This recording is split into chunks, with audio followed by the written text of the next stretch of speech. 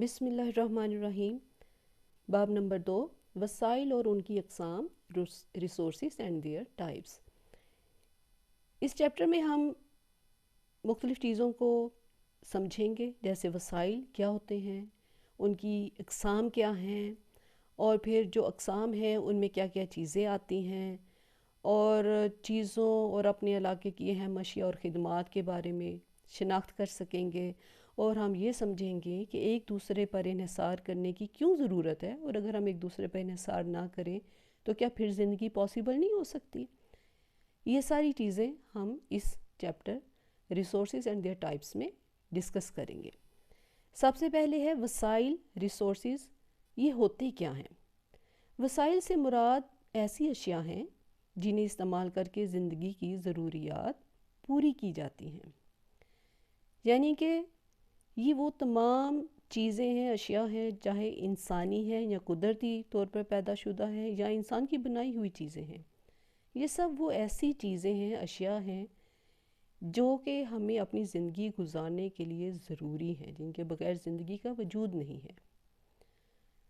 اب ہم اس کو جب بیان کریں گے، سمجھائیں گے، تو پہلے ہم اس کی اقسام کو دیکھیں گے، تو پھر ہمارے لیے ان کو سمجھنا کہ وسائل اور ریسورسز ہیں کیا، وہ زیادہ آسان ہو جائے گا۔ وسائل کی 3 اقسام ہیں: قدرتی وسائل، انسانی وسائل، سرمائے کے وسائل۔ جب ہم قدرتی وسائل کو ڈسکس کرتے ہیں تو قدرتی وسائل میں وہ تمام اشیاء، چیزیں آ جاتی ہیں جو قدرت ہمیں مہیا کرتی ہے۔ جیسے ہم کہتے ہیں پانی، مٹی، ہوا، پہاڑ، دریا، جنگلات، یہ سب قدرتی وسائل ہیں کہ اللہ تعالیٰ نے پانی کو کیسے ہمارے لیے ایک ذریعہ بنا دیا ہے جس کے بغیر ہم زندہ ہی نہیں رہ سکتے۔ پانی دریاؤں میں آتا ہے، ہم کہتے ہیں جی پانی، ہوا میں موجود بخارات وہ اوپر چلے جاتے ہیں اور پھر خاص ٹمپریچر پہ آ کے بادل بنتے ہیں، اور پھر بادلوں سے بارش ہوتی ہے، بارش جہاں جہاں برستی ہے پھر وہ آگے سلسلہ چلتا ہے کہ وہ زمین سے بہتا ہوا پانی دریاؤں میں شامل، دریاؤں سے پھر چھوٹے نالوں میں، پھر وہاں سے زمینیں سیراب ہوتی ہیں، فصلوں کو پانی ملتا ہے، ہم پینے کے لیے بھی حاصل کرتے ہیں۔ یعنی کہ وہ ایک قدرتی طریقہ ہے، اللہ کا ایک بنایا ہوا ایک نظام ہے جس کے تحت پانی کا سلسلہ چلتا ہے۔ اسی طرح اگر ہم جنگلات دیکھتے ہیں تو جنگلات یا جنگل یا گھنے درخت جہاں پہ بھی، یا چھوٹا ایون کہ درخت کہیں لگا ہوگا تو ہم دیکھتے ہیں کہ اس پہ پرندے بیٹھتے ہیں، جنگلات میں جانور رہتے ہیں، وہ ان کے لیے مسکن کا ذریعہ، رہنے کی جگہ بنتی ہے۔ جنگلات سے ہم لکڑی حاصل کرتے ہیں، لکڑی سے ہم گھر بناتے ہیں، فرنیچر بناتے ہیں، جلانے کے کام آتی ہے۔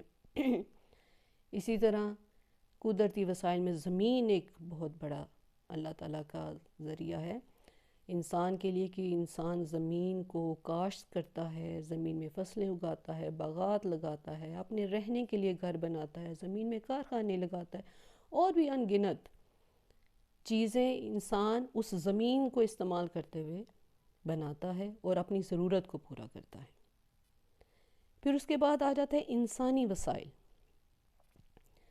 اب انسان ایک دوسرے کی بہت مدد کرتے ہیں مختلف معاملات میں، جیسے کہ میں ٹیچر ہوں، میں آپ کو پڑھا رہی ہوں، تو آپ کو میری ضرورت ہے، میں آپ کی مدد کر رہی ہوں آپ کو پڑھانے سے، یہ میں اپنی مہارت پیش کر رہی ہوں، اور یہ میں آپ کی ایک وسیلہ بن گئی ہوں آپ کی پڑھائی میں۔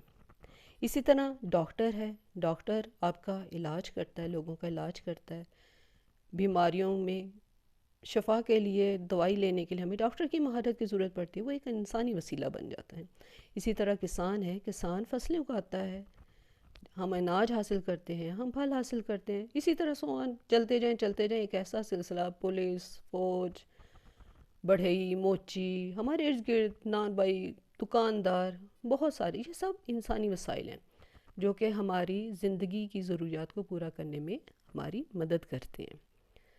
اس کے بعد تیسرا آ جاتا ہے سرمائے کے وسائل۔ اب سرمائے کے وسائل میں وہ تمام اشیاء آ جائیں گی جو کہ ہماری دولت کے اضافے میں زیادہ اضافہ کرنے کا باعث بنتی ہیں، جن سے انسان کوئی فائدہ حاصل کرتا ہے، پھر آگے اپنی زندگی کی ضروریات کو پورا کر سکتا ہے.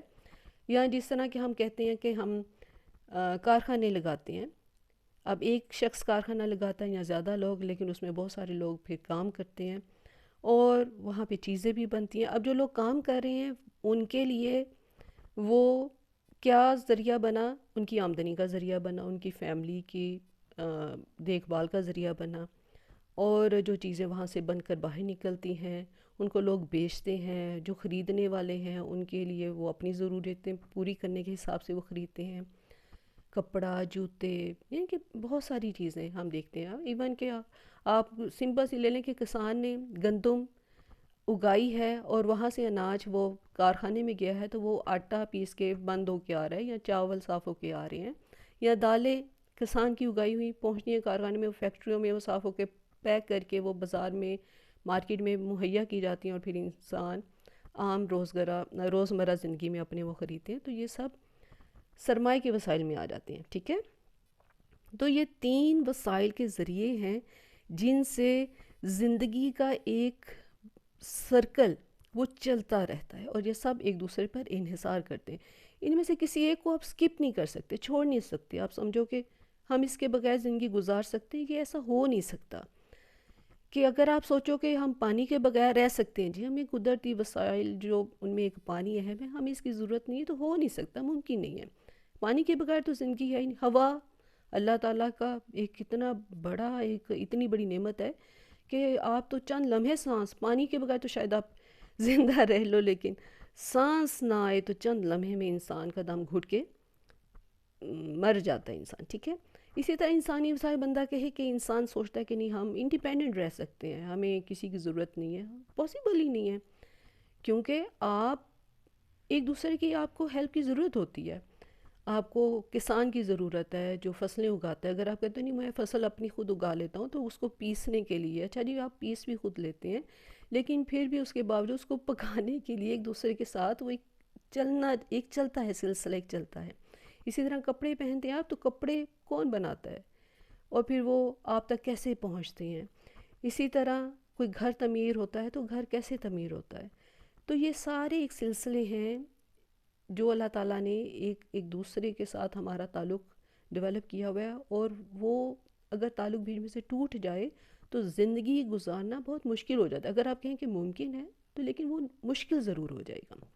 اور پھر اسی طرح سرمایہ کے وسائل بھی، کہ وہ آپ کو جو چیزیں چاہتے ہیں پانی جمع کرنے کے لیے ڈیم چاہیے، گاڑیاں چاہیے، کارخانے چاہیے، مختلف قسم کی گھریلو زندگی کے لیے، یا آپ کے اسکولوں کے لیے، کالجوں کے لیے، آپ کے ہاسپیٹلز کے لیے، جو جہاں چیز چاہیے وہ سب ہمیں اس وسیلے کے ذریعے سے ملتی ہے، اور اس کے بغیر زندگی بہت ہی مشکل ہے.